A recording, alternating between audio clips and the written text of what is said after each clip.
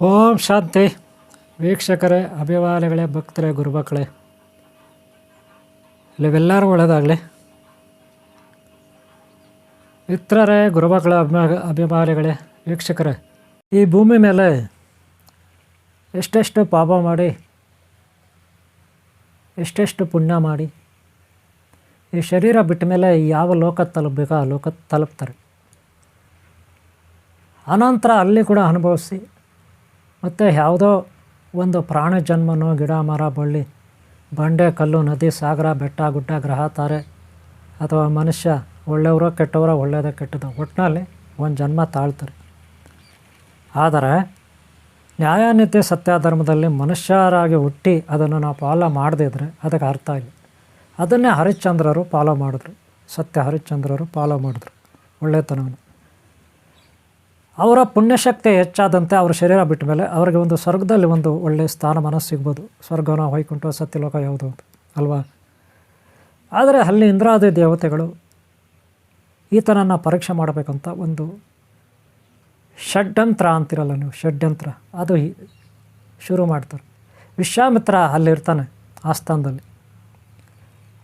ಆತನೂ ಅದನ್ನು ಕೇಳಿಸ್ಕೊತಾನೆ. ಆತನಿಗೆ ಯಾಕೋ ಕೆಳಗೆ ಚುರಕ್ ಅನ್ನತ್ತೇನೋ ಗೊತ್ತಿಲ್ಲ, ಪಿತ್ತ ಸ್ವಲ್ಪ ನೆತ್ತಗೇರುತ್ತೇನೋ.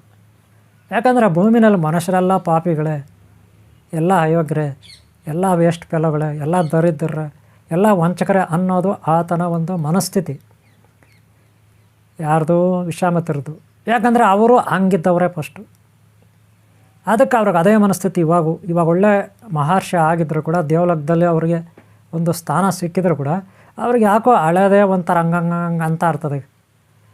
ಅವರೇನು ಮಾಡಿಬಿಟ್ರು, ಏನು ಅಷ್ಟೊಂದು ದೊಡ್ಡ ಸತ್ಯವಂತನ, ಅಷ್ಟೊಂದೇನು ನಿಷ್ಠಾವಂತನ, ಭೂಲೋಕದಲ್ಲಿ ಯಾರಿಲ್ಲ ಒಳ್ಳೆಯವರು, ಹಾಗೆ ಹೇಗೆ ಅಂತ ವಾದ ಮಾಡ್ತಾನೆ.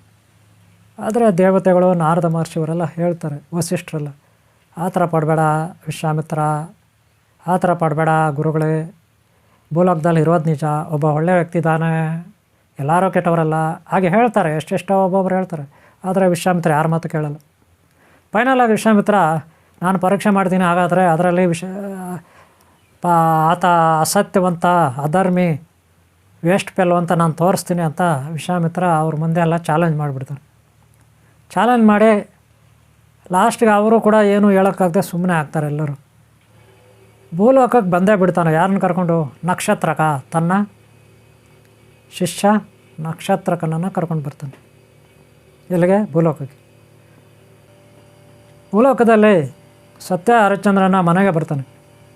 ಇಲ್ಲ ಆಶ್ಚರ್ಯಕರ ಅಂದರೆ ಅರಮನೆಗೆ ಬಂತಾನೆ ಯಾರೋ ವಿಶ್ವಾಮಿತ್ರ ನಕ್ಷತ್ರಕ. ಈ ವಿಚಾರ ಮೊದಲೇ ಸತ್ಯ ಹರಿಶ್ಚಂದ್ರನಿಗೆ ಗೊತ್ತಿರುತ್ತೆ. ಅವರನ್ನು ಸ್ವಾಗತ ಮಾಡೋಕ್ಕೆ ಹೆಬ್ಬಾಗಿಲು ಅರಮನೆದು ಅಲ್ಲಿ ಬಂದು ಕಾಯ್ಕೊಂಡಿರ್ತಾನೆ. ಮೇಯ್ನ್ ದ್ವಾರದ ಹತ್ರ ಬಂದು ಕಾಯ್ಕೊಂಡಿರ್ತಾನೆ ತನ್ನ ತಂಡದೊಂದಿಗೆ. ಯಾರು? ಸತ್ಯ ಹರಿಶ್ಚಂದ್ರ. ಏತಕ್ಕೆ? ನಕ್ಷತ್ರಕ ಹಾಗೂ ನಕ್ಷತ್ರಕ್ಕೆ ಯಾರೋ ವಿಶ್ವಾಮಿತ್ರನ ಶಿಷ್ಯ, ಅವರಿಬ್ಬರನ್ನೂ ಸ್ವಾಗತ ಮಾಡೋಕ್ಕೆ. ವಿಶ್ವಾಮಿತ್ರಗೆ ಆಶ್ಚರ್ಯ ಆಗುತ್ತೆ. ಆದರೆ ಸತ್ಯ ಹರಿಶ್ಚಂದ್ರನಿಗೆ ಹೇಗೆ ಗೊತ್ತಾಯ್ತಿದ್ದು ಅನ್ನೋದು. ಸತ್ಯ ಹರಿಶ್ಚಂದ್ರ ಅಷ್ಟು ನಿಷ್ಠಾವಂತ, ದೈವಭಕ್ತ. ಒಬ್ಬ ಒಳ್ಳೆಯ ವ್ಯಕ್ತಿಗೆ ದೇವತೆಗಳು ಸಹಾಯ ಮಾಡಲ್ವಾ? ಮಾಡೇ ಮಾಡ್ತಾರೆ. ಆತನ ಕನಸಲ್ಲಿ ಮೊದಲೇ ಆತನಿಗೆ ಹೇಳಿರ್ತಾರೆ, ಈ ರೀತಿ ವಿಶ್ವಾಮಿತ್ರ ಬರ್ತಾನೆ, ನೀನೇನು ಪರೀಕ್ಷೆ ಮಾಡೋಕ್ಕೆ ಯಾವುದಕ್ಕೂ ಹುಷಾರಾಗಿರಪ್ಪ ಅಂದ್ಬಿಟ್ಟು. ದೇವತೆಗಳು ಗುರುಗಳೆಲ್ಲ ಕನಸಲ್ಲಿ ಬಂದು ಹೇಳಿರ್ತಾರಂತೆ. ಅಷ್ಟೇ ಅಲ್ಲ, ಆತ ನಿನ್ನ ರಾಜ್ಯವನ್ನು ಎಲ್ಲ ದಾನ ಕೆಳಗೆ ಬರ್ತಿದ್ದಾನೆ ಅಂತ ಕೂಡ ಹೇಳ್ಬಿಟ್ಟಿರ್ತಾರೆ. ಸರಿ, ಅದರಂತೆ ವಿಶ್ವಾಮಿತ್ರ ಬಂದ. ಆತನಿಗೆಲ್ಲ ಸತ್ಕಾರ ಮಾಡಿದ್ರು, ಕಾಲಿಗೆ ಎಲ್ಲ ತೊಳೆದು ಪಾದಪೂಜೆ ಮಾಡಿ ಎಲ್ಲ ಆಯಿತು, ಗುರುಪೂಜೆ ಆಯಿತು. ಆತನಿಗೊಂದು ಸಿಂಹಾಸನ ಮೇಲೆ ಕೂರಿಸ್ತಾರೆ. ಆಮೇಲೆ ಏನೋ ಕುಶಲೋಪರಿ ವಿಚಾರಿಸ್ತಾರೆ. ಆಮೇಲೆ ಊಟ ಗೀಟ ಬಡಿಸ್ತಾರೆ. ಎಲ್ಲ ಮೊಲಗಳಿಗೆಲ್ಲ ಎಲ್ಲ ಆರಾಮ ಕೊಡ್ತಾರೆ. ಅದೆಲ್ಲ ಆದಮೇಲೆ ಮಾರನೇ ದಿನ ಆತ ಹೊರಡಬೇಕಲ್ಲ ವಿಶ್ವಾಮಿತ್ರ. ಏನಾದರೂ ದಕ್ಷಿಣ ಕೊಡಬೇಕಲ್ಲಪ್ಪ. ಅದಕ್ಕೆ ಸತ್ಯ ಹರಿಶ್ಚಂದ್ರ ಅವರ ಮಿಸ್ಸಸ್ಸು ಮಗ ಎಲ್ಲ, ಗುರುಗಳೇ ದಕ್ಷಿಣ ಕೊಟ್ಟಿದ್ದೀವಿ, ಇನ್ನೂ ಏನಾದರೂ ಬೇಕಾದ್ರೆ ಕೇಳಿ ಅಂತಾರೆ. ನಿಮ್ಗೇನು ಬೇಕೋ ನಿಮ್ಮ ಆಸೆಗಳು ನಮಗೆ ಗೊತ್ತಿಲ್ಲ, ನೀವು ಕೇಳಿದ್ರೆ ನಾವು ಸಾಧ್ಯವಾದರೆ ಈಡೇರಿಸ್ತೀವಿ. ನಿಮ್ಮ ಆಜ್ಞೆಯನ್ನು, ನಿಮ್ಮ ಬೇಡಿಕೆಯನ್ನು ನಮ್ಮ ಶಿರಸ ತಲೆ ಮೇಲೆ ಇಟ್ಕೊಂಡು ನಾವು ಪ್ರಯತ್ನ ಪಡ್ತೀವಿ ಅಂತ ಹರಿಶ್ಚಂದ್ರರು ಹೇಳ್ತಾರೆ. ಇದೇ ಅವಕಾಶಕ್ಕಾಗಿ ವಿಶ್ವಾಮಿತ್ರ ಕಾಯ್ತಿರ್ತಾರೆ. ವಿಶ್ವಾಮಿತ್ರ ಹೇಳ್ತಾರೆ, ನೋಡಪ್ಪ, ನನಗೆ ಅಷ್ಟಿಷ್ಟು ಕೊಟ್ಟರೆ ಸಾಕಾಗಲ್ಲ. ನಿನ್ನ ಅರಮನೆ, ವಜ್ರ ವೈಡೂರ್ಯಗಳು, ಎಲ್ಲ ಕೊಡಬೇಕು, ಈ ರೀತಿ ಎಲ್ಲ ಏನೇನಿದೆ ಅದೆಲ್ಲ ಕೇಳಿಬಿಡ್ತಾನೆ. ವಿಶ್ವಾಮಿತ್ರ ಒಂದು ಲೀಸ್ಟ್ ಕೊಟ್ಬಿಡ್ತಾನೆ, ಇಷ್ಟು ಬೇಕು ನನಗೆ ಅವಶ್ಯಕತೆ ಇದೆ ಅಂತ. ಸರಿ, ಸತ್ಯ ಹರಿಶ್ಚಂದ್ರ ಗುರುವಾಜ್ಞೆ ಮಹಾಪ್ರಸಾದ ಅಂತೇಳಿ ಟೋಟಲಾಗಿ ಎಲ್ಲ ಕೊಟ್ಬಿಡ್ತಾನೆ. ಮನೆಯಿಂದ ಆಚೆ ಹೋಗುವಾಗ ಮೈ ಮೇಲಿರೋ ಒಡವೆಗಳು ಕೂಡ ಕೊಟ್ಬಿಡ್ತಾನೆ. ಆದರೆ ವಿಶ್ವಾಮಿತ್ರ ಇನ್ನೂ ಒಂದು ಫಿಟ್ಟಿಂಗ್ ಇಡ್ತಾನೆ. ರಾಜ್ಯ ಕೊಟ್ಟಾಯಿತು, ಎಲ್ಲವನ್ನೂ ಕೊಟ್ಟಾಯಿತು, ಅರಮನೆ ಕೊಟ್ಟಾಯಿತು, ಎಲ್ಲವನ್ನೂ ಕೊಟ್ಟಾಯಿತು. ಫೈನಲಾಗಿ ಏನಿದೆ, ಈತ ವಿಶ್ವಾಮಿತ್ರ ಹರಿಶ್ಚಂದ್ರರಿಗೆ ಕೇಳ್ತಾನೆ, ಈಗ ನಿನ್ನ ಮಗ ಅನ್ನೋ ಮೇಲೆ ನಿನಗೆ ಅಧಿಕಾರ ಇಲ್ವಾ ಅಂತ ಕೇಳ್ತಾನೆ. ಹರಿಶ್ಚಂದ್ರ ಹೇಳ್ತಾನೆ, ಹೌದು ಅಧಿಕಾರ ಇದೆ ಅಂತಾರೆ. ನಿಮ್ಮ ಹೆಂಡತಿ ಮೇಲೆ ನಿನಗೆ ಅಧಿಕಾರ ಇಲ್ವಾ ಅಂತಾನೆ. ಹೌದು ಅಧಿಕಾರ ಇದೆ ಅಂತಾರೆ. ಮತ್ತು ಅದನ್ನು ಮಾತ್ರ ಒತ್ಕೊಂಡು ಹೋಗ್ತಾ ಇದೆಯಾ ನೀನು, ವಾಪಸ್ಸು ನನಗೆ ಕೊಡದೆ ಎಲ್ಲವನ್ನೂ ಕೊಟ್ಬಿಟ್ಟೆ ಅಂತ ಸುಳ್ಳು ಹೇಳ್ತೀಯಲ್ಲ ನೀನು ಅಂದ್ಬಿಡ್ತಾನೆ ಯಾರೋ ವಿಶ್ವಾಮಿತ್ರ. ಆವಾಗ ಹರಿಶ್ಚಂದ್ರ ಹೇಳ್ತಾನೆ, ಇಲ್ಲ ಗುರುಗಳೇ, ಸುಳ್ಳು ಹೇಳ್ತಾ ಇಲ್ಲ, ಹಾಗೆ ನನ್ನ ಅರ್ಧಾಂಗಿನಿ, ಅವರೇನೋ ನನ್ನ ಮಗನ ಬೇಕಾದ್ರೆ ತಗೊಳ್ಳಿ, ಈಕೆ ನನ್ನ ಅರ್ಧಾಂಗಿನಿ ಅಂತಾನೆ. ಆವಾಗ ಹೇಳ್ತಾನೆ, ಅರ್ಧಾಂಗಿನಿ ಅಂದರೆ ನಿನಗೆ ಅಧಿಕಾರ ಇಲ್ವಾ ಅಂತಾನೆ. ಐತೆ ಅಂತ ಸತ್ಯ ಹರಿಶ್ಚಂದ್ರ ಹೇಳ್ತಾನೆ. ಆವಾಗ ಸರಿ ಅಂದ್ಬಿಟ್ಟು ಆಕೆಯನ್ನು ಬಿಟ್ಬಿಡ್ತಾನೆ. ಅಲ್ಲೇ ಹೆಂಡತಿ ಮಕ್ಕಳನ್ನ ಬಿಟ್ಬಿಟ್ಟು ಒಬ್ಬನೇ ಹೊರಟೋಗ್ತಾನೆ. ಎಲ್ಲಿಗೆ? ಸ್ಮಶಾನಕ್ಕೆ. ಅಲ್ಲೇ ಸ್ಮಶಾನದಲ್ಲೇ ಕಾಯ್ತಾನೆ. ಸ್ಮಶಾನ ಕಾಯೋ ಕೆಲಸ ಹುಡ್ಕೊತಾನೆ. ಹೊಟ್ಟೆಪಾಡಿಗಾಗಿ ಸ್ಮಶಾನದಲ್ಲಿ ಕೆಲಸ ಮಾಡೋದು. ತಲೆಬುರುಡೆಗಳು ಮೂಳೆಗಳೆಲ್ಲ ಸುಡ್ತಾವಲ್ಲ, ಯಾರಾದರೂ ತೊಗೊಂಡು ಬಂದರೆ ಹೆಣನ, ಆ ಕೆಲಸ ಮಾಡೋದು. ಆಲ್ರೆಡಿ ಅಲ್ಲಿ ಇರ್ತಾರೆ, ಸ್ಮಶಾನ ಕಾಯೋರು ಇರ್ತಾರೆ, ಅವ್ರ ಜೊತೆ ಸೇರಿಕೊಂಡು ಕೆಲಸ ಮಾಡ್ತಾರೆ. ಇದು ಒಂದು ದಿವಸ ಗೌತಮ ಮಹರ್ಷಿಗಳು ಇವರಿಗೆ ಸಿಗ್ತಾರೆ. ಯಾರಿಗೆ? ಹರಿಶ್ಚಂದ್ರರಿಗೆ. ಗೌತಮ ಮಹರ್ಷಿಗಳು ಇವರು ಕಷ್ಟ ನೋಡಿ ಪಾಪ ತುಂಬ ದುಃಖ ಆಗುತ್ತೆ ಅವರಿಗೆ. ಅವರು ಹರಿಶ್ಚಂದ್ರರಿಗೆ ಒಂದು ಉಪಾಯ ಹೇಳ್ತಾರೆ. ನೋಡಪ್ಪ, ಯಾವ ಜನ್ಮದಲ್ಲಿ ಏನು ಪಾಪ ಮಾಡಿದೆಯೋ ಗೊತ್ತಿಲ್ಲ, ನೀನು ಈ ಜನ್ಮದಲ್ಲಿ ಕಷ್ಟಗಳು ಅನುಭವಿಸ್ತಾ ಇದೆಯಾ, ಇದರಿಂದ ನಿನಗೆ ಮುಕ್ತಿ ಸಿಗಬೇಕಂದ್ರೆ ಶ್ರವಣ ಮಾಸದಲ್ಲಿ ಏಕಾದಶಿ ಬರುತ್ತೆ. ಆ ಏಕಾದಶಿಯನ್ನು ಮನಸ ಇಚ್ಛಾ ಭಕ್ತಿಯಿಂದ ನಿಷ್ಠೆಯಿಂದ ಭಗವಂತನನ್ನು ಆರಿಸು.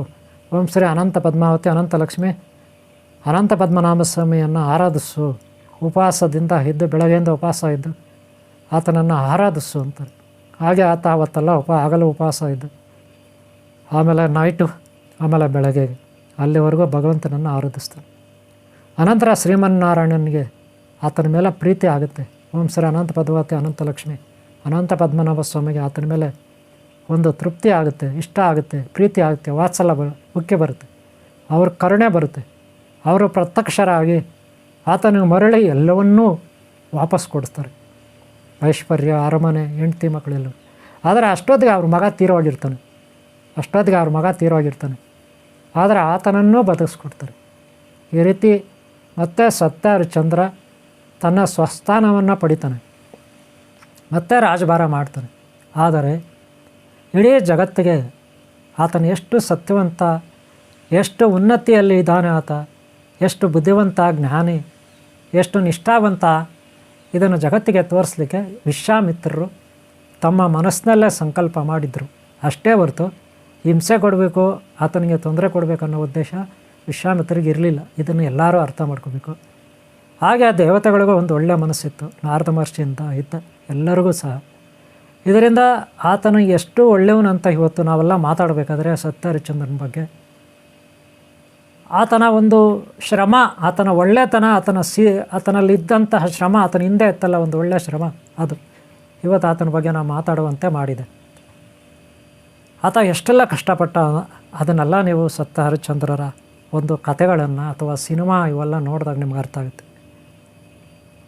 ಒಬ್ಬ ರಾಜನಾಗಿ ಸ್ಮಶಾನದಲ್ಲಿ ಹೋಗಿ ವಾಸ ಮಾಡೋದು ಅಂದ್ರೆ ಅದು ಸಣ್ಣ ವಿಚಾರ ಇಲ್ಲ.